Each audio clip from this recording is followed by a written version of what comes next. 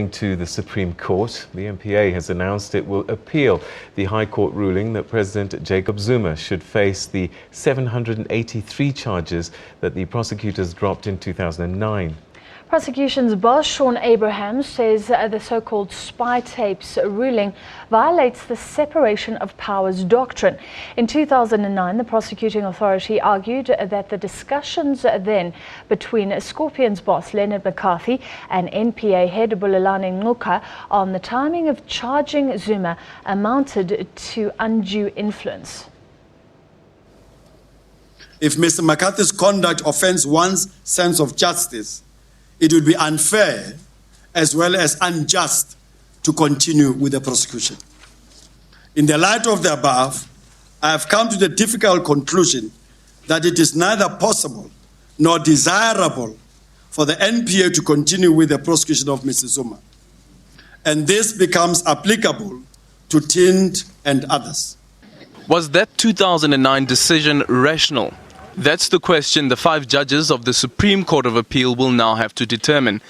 3 judges at the High Court found Mshe acted impulsively, a decision the head of the National Prosecuting Authority disagrees with. Similarly, the court had directed that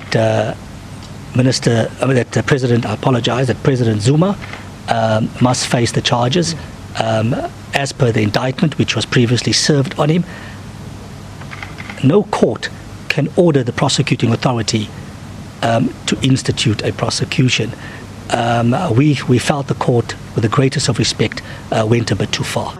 Abrahams says the ruling impedes the constitutional powers of the NPA. It is a decision that has been met with criticism from some quarters.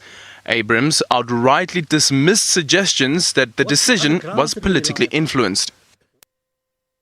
To have any discussions with the legal team of the president in respect of this matter.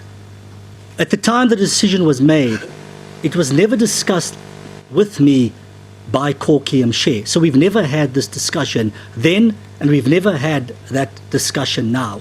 However, the decision itself is regrettable. It's really just kicking for touch. I find it hard to see how there could be any prospect of a success on appeal, and I would be very surprised if leave to appeal was granted.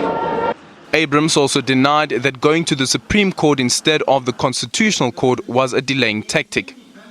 Well, the NPA boss wouldn't go on the record about a fair trial being impossible.